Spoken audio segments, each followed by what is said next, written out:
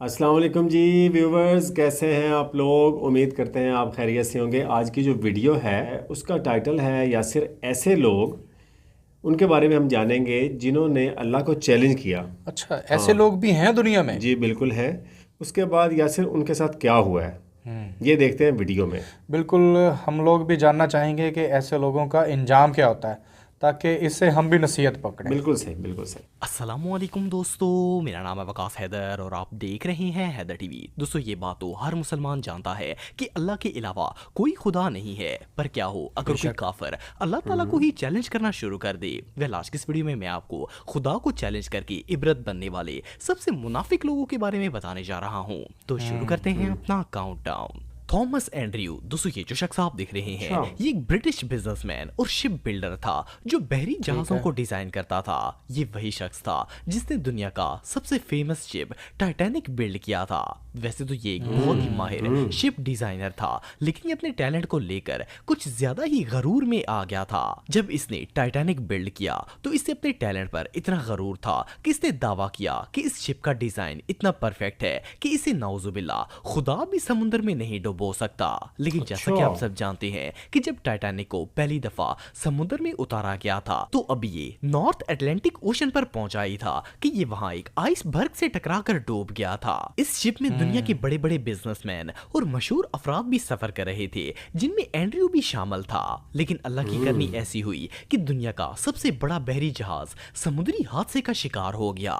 جب یہ جہاز برف سے ٹکرایا تو اس میں شگاف بڑھ گیا اور تیزی سے سمندر کا برفیلا پانی اندر داخل ہونا شروع ہو گیا۔ اس وقت ٹائٹینک میں 1500 افراد شامل تھے، جن میں سے آدھے سے زیادہ ٹائٹینک کے ساتھ ہی ڈوب گئے تھے۔ اس شخص نے اللہ تعالیٰ کو چیلنج کیا تھا اور اللہ نے اس سمیت اس کے بنائے ہوئے شپ کو بھی سمندر کے اندر غرق کر دیا۔ ایون آج تک تھامس اینڈریو کی لاش بھی کسی کو نہیں ملی۔ اب بندہ اللہ کی قدرت کو چیلنج کرنے کی کوشش کرے گا تو ایسا تو ہوگا ہی۔ بالکل۔ نمرود، دوستو دنیا میں شاید ہی کوئی ایسا مسلمان ہوگا جو نمرود کو نہ جانتا ہو۔ یہ اپنے دور کا سب سے ظالم اور جابر بادشاہ تھا۔ اس نے خدائی کا دعویٰ کیا تھا اور لوگوں کو مجبور کرتا تھا کہ وہ اس کی عبادت کریں۔ جب حضرت ابراہیم علیہ السلام نے اسے اسلام کی دعوت دی تو اسے شدید غصہ آیا اور اس نے ان سے کہا کہ جاؤ اور اپنے اللہ سے کہو کہ اس کا مقابلہ کرنے کے لیے اپنی فوج بھیج دے۔ صرف اتنا ہی نہیں بلکہ یہ وہی خبیث تھا جس نے حضرت ابراہیم علیہ السلام کو آگ میں ڈال دیا تھا، لیکن اللہ کے حکم سے وہ آگ حضرت ابراہیم کے لیے ٹھنڈی ہو گئی تھی۔ اس پر اللہ تعالیٰ نے نمرود کا مقابلہ کرنے کے لیے مچھروں کی ایک فوج بھیجی۔ ان باریک اور چھوٹے مچھروں نے نمرود کے لشکر کا صرف خون ہی نہیں بلکہ گوشت تک نوش لیا تھا اور وہ پورے کا پورا لشکر ہلاک ہو کر برباد ہو گیا تھا۔ ان نمرودیوں کی صرف ہڈیاں ہی باقی رہ گئی تھیں۔ صرف اتنا ہی نہیں بلکہ اس لشکر میں سے صرف ایک مچھر نمرود ملون کی ناک میں گھس گیا اور ناک کے ذریعے اس کے دماغ میں چلا گیا تھا۔ 400 سال تک اس مچھر نے نمرود کا وہ حشر کیا کہ یہ اپنا سر دیواروں اور فرش پر مارتا تھا۔ ایون کہ سکون پانے کے لیے یہ اپنے سر پر ہتھوڑے اور جوتے بھی مرواتا تھا۔ اللہ تعالیٰ نے اسے دنیا کی سب سے ادنا مخلوق کے ذریعے اس مقام پر پہنچا دیا کہ پہلے جو لوگ اس کی پوجا کرتے تھے آخر میں یہ انہی سے جوتے کھاتا کھاتا مر گیا تھا۔ اللہ تعالیٰ کو للکارنے والوں کا انجام ایسا ہی ہوتا ہے۔ بالکل۔ ابراہا 571 صدی عیسوی میں یمن کی سلطنت پر ایک ظالم بادشاہ کی حکومت تھی جس کا نام ابراہا تھا۔ اس نے یمن میں ایک گرجا گھر بنایا تھا اور یہ چاہتا تھا کہ وہاں رہنے والے تمام لوگ مکہ کو چھوڑ کر اس گرجا گھر میں آ کر اس کی عبادت کریں اور اسے اپنا خدا مان لیں۔ لیکن جب مسلمانوں نے اس کے خلاف بغاوت کی تو اس نے غصے میں آ کر قسم کھائی کہ یہ معاذ اللہ خانہ کعبہ کو گرا دے گا۔ چنانچہ یہ اپنی فوج لے کر مکہ مکرمہ میں پہنچ گیا۔ اس کے لشکر میں سپاہیوں کے ساتھ ساتھ ہزاروں کی تعداد میں ہاتھی اور گھوڑے بھی شامل تھے۔ جب یہ بیت اللہ کے نزدیک پہنچا تو اچانک آسمان میں پرندوں کی ایک بہت بڑی فوج نمودار ہو گئی اور خانہ کعبہ کا طواف شروع کر دیا۔ یہ اللہ کا معجزہ تھا کہ اس نے اپنے حرم کی حفاظت کے لیے پرندوں کا ایک بہت بڑا جھنڈ بھیج دیا تھا۔ ابراہ کے ہاتھیوں اور گھوڑوں نے جیسے ہی ان پرندوں کو دیکھا تو وہ بوکھلا کر ادھر ادھر بھاگنا شروع ہو گئے۔ ان جانوروں پر آنے والے کفار نہ صرف زمین پر گر گئے بلکہ اپنے ہی جانوروں کے پیروں تلے آ کر مرنا سٹارٹ ہو گئے۔ صرف اتنا ہی نہیں بلکہ ان پرندوں نے اللہ کے حکم سے ابراہ اور اس کے پورے لشکر لشکر کو آسمان سے پتھر مار مار کر ہلاک کر دیا۔ ایون اس واقعے کے حوالے سے قرآن پاک میں ایک سورت بھی نازل فرمائی گئی ہے باقاعدہ جس کا ویڈیوز بھی سورہ بنی ہوئی فیل ہے۔ بالکل۔ بے شک اللہ تعالیٰ ہر یہ بعد چیز میں پر بنائی قادر گئی ہے۔ ہوگی فرعون، دوستو اگر فرعون کو اسلامی تاریخ کا سب سے بڑا بدبخت کہا جائے تو یہ بات غلط نہیں ہوگی۔ یہ مصر کا بادشاہ تھا۔ فرعون ان بدبخت انسانوں میں سے ایک تھا جس نے خدائی کا دعویٰ کیا اور کہا کہ اس کے علاوہ اور کوئی خدا نہیں ہے۔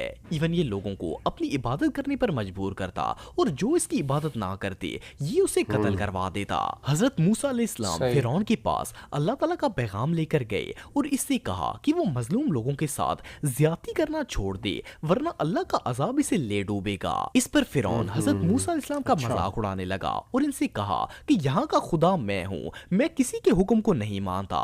اس کافر نے حضرت موسیٰ علیہ السلام اور ان کی قوم بنی اسرائیل کو قتل کرنے کا ارادہ کر لیا، لیکن اللہ تعالیٰ نے حضرت موسیٰ کی مدد فرمائی اور انہیں اپنی قوم کے ساتھ دریائے نیل پار کرنے کا حکم دیا۔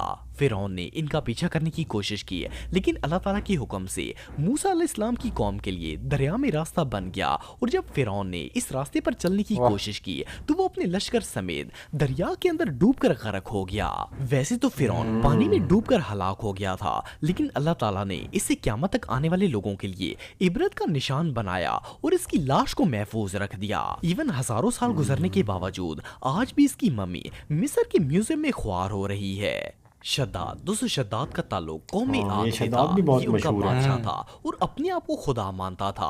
قوم عاد کو اللہ تعالیٰ نے دولت، طاقت اور دنیا کی ہر نعمت سے نوازا تھا لیکن اتنی زیادہ نعمتیں ہونے کے باعث یہ لوگ بھٹک گئے اور منکر خدا ہو گئے۔ لیکن اللہ تعالیٰ نے انہیں ہدایت دینے کے لیے حضرت ہود علیہ السلام کو بھیج دیا۔ جب حضرت ہود علیہ السلام نے شہاد کو اللہ تعالیٰ کے راستے پر بلایا تو یہ ان کی توہین کرنا شروع ہو گیا۔ اس نے حضرت ہود علیہ السلام سے سوال کیا کہ اگر وہ اسلام قبول کر لے تو اسے کیا ملے گا؟ حضرت ہود علیہ السلام نے اسے کہا کہ اس کے بدلے میں اسے جنت ملے گی اور پھر اسے جنت کی تمام نعمتوں کے بارے میں بتایا۔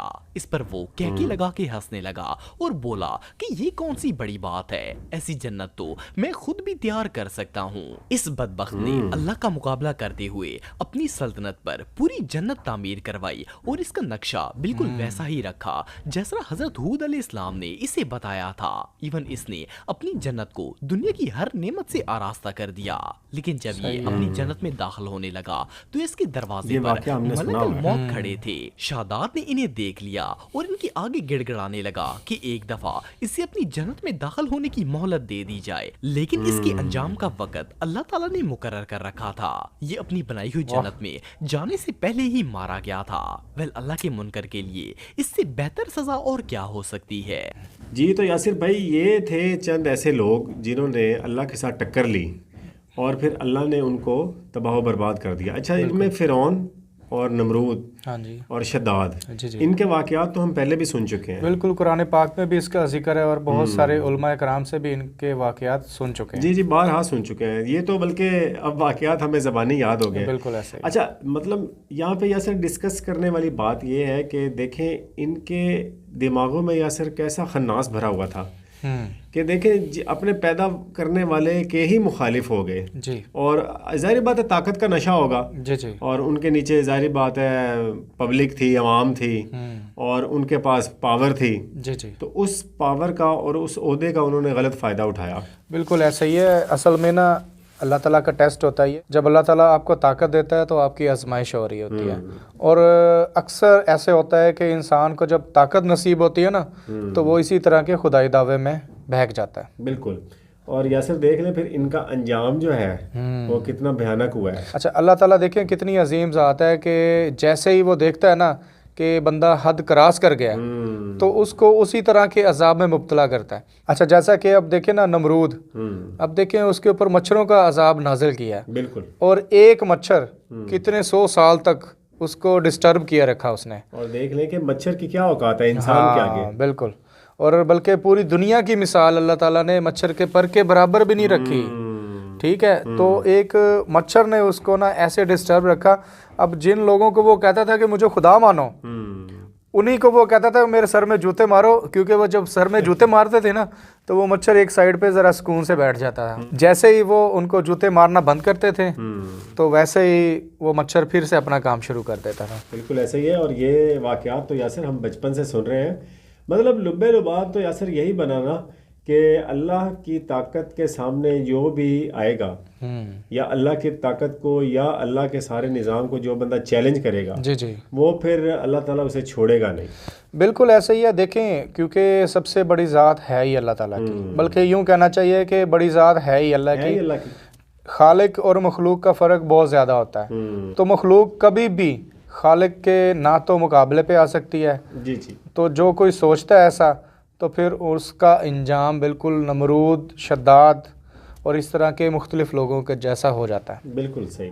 تو یاسر ہم اینڈ پہ یہی کہیں گے کہ اللہ تعالیٰ ہمیں سیدھے رستے پہ چلائے اور اس طرح کی یاسر جو جتنے بھی واقعات ہیں ان سے عبرت پکڑنے کی توفیق عطا فرمائے۔ بالکل بالکل، یہ تھی آج کی ویڈیو جی۔ اگر آپ چینل پہ نئے ہیں تو اس کو سبسکرائب لازمی کریں۔ ویڈیو دیکھنے کا بہت شکریہ۔